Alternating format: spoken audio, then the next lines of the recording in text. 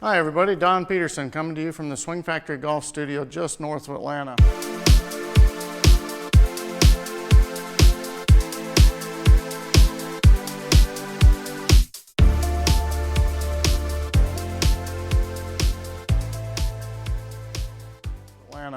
If you've paid any attention to my videos, you'll see that I use lots of different tools. So here I am standing in front of one of my training stations that I have in the studio.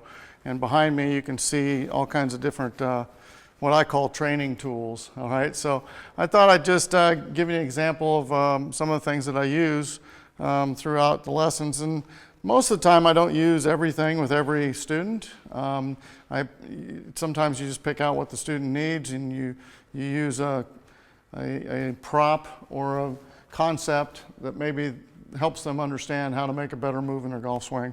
So I'll just go through a few of these. Early on, one of the first things I figured out was that people have a tendency to tilt.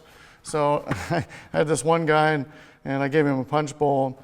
I told him, I said, look, I don't want you to spill the punch. I want you to keep the punch in the bowl. So I actually bought the prop 20 some years ago and I still use it today. I've got frisbees. I like teaching people, throw a frisbee with your lead hand, and that motion of rotating and throwing is very similar to golf swing. I've got the tray for, obviously, the tray position at the top of the swing. Sometimes this gives someone an idea when you get that right trail hand in the right position, like you would hold a tray. Someone can conceive how that might work. Various balls back here. These balls are for connection. I like to teach people to keep connection. When you're squeezing the balls, that's actually a good thing. It teaches the muscles to, that pinching feeling and keeps everything together. I like to keep the elbows in front of the chest going back and forth with most of my students. This is I believe this was developed by great Momentous, a little weighted. I like this one, you can put it on the right foot, you can put it on the left foot. If you got someone who's really picking up their left foot, you just put this around their ankle and all of a sudden they feel like, oh, I can keep that from picking up and spinning, so that's not a bad thing. All right, this device here I built myself. Actually, I had a welder do it for me, but I came up with the concept, and basically it's just a bar that raises up and down. You put your foot on top of it so your weight actually stabilizes it. And then when you turn, you notice if I put it to the right of my trail calf when I do a backswing, it stabilizes my leg. It does not allow me to go and go out on the outside of my ankle or something like that. So if I put people in this, they'll feel the kind of the stabilization of the trail leg. And then you can also turn it this way. I can raise it up and put it on the back of the knee. And if they get in there flexed like this, it makes it impossible for you to stand up. So a lot of people stand up with their trail knee. Having this behind them, you can actually hit golf balls with this in there. So it's a nice little tool I use from time to time. This little thing on top was obviously off of another tee ball. I actually teach people to throw this, and then I show them the throwing motion in slow motion. I have them throw it with two hands. So there's lots of different things that we use to explain. Lots of conceptual things, but the actual having the prop is a good thing, in my opinion. I have a weighted club from Momentous. This is one of those weighted heavy clubs, which is nice. I've got my tee ball. That's a whole drill in itself, so go look up some of my other videos and you'll see how I use that. Let's see, I've got my larger balls for training beginners and anybody who's making a major swing change. I have them develop by hitting larger balls first. Got other various balls that we use. I can put these in between your thighs to keep you connected there, and work on, again, connection drills and making sure you don't have movements in your golf swing that we don't need. A lot of times golf professionals, and I think if you talk to golf professionals, you'll understand that we eliminate a lot of motion. We're creating more efficient motion, but we're eliminating a lot of extra movements that golfers make that they don't need. And of course, I have another wedge here, and the wedge goes underneath the trail foot to stabilize the trail knee again. I go over here and I grab, this again was goes along with my T-ball, but this one here is for hip, learning how to move the trail hip.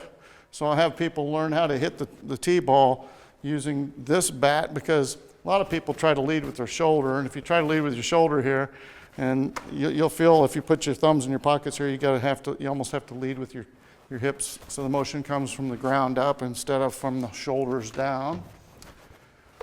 Okay, I've got a couple different tools here. This is obviously, whoops, I just knocked the ceiling over. Okay, this is a stretching pole. This is a nice one. It's Randy Meyer's golf stretching pole, so I'll give him a plug. These are really nice. Got a lot of different stretches on there you can do. I stole this out of my son's room. This is the sword Excalibur, I guess. And I've got a drill called the Excalibur drill, so you can go check that out. It has to do with, you know, how you would use a sword. So I'll just leave it at that. Got a large club here that I use. This one, a lot of the kids want to hit golf balls with it or tennis balls with it or something. I try not to let kids hit it very much. Although when my son swung this when he was about 6 or 7 years old, he picked it up and he made this swing, and it's almost like it made him use his hips because he wasn't strong enough to swing it with his arms. It was kind of funny to watch. He was a very armsy swinger when he was a kid, and then he picked this up and he swung it a couple times, and I go, holy cow, that made him use his hips a lot better. So anyway, I use this mostly to talk about face. You can see, you know, open and close very easily when you show this. Also relationship of what happens with your elbows and your forearms in relationship to the face of the club. So I use this quite a bit, actually. Let's see. This little doohickey here, I'm not sure who this one's made by. It says assist on the back of it, but it's, you know, it's got a funny curve in it.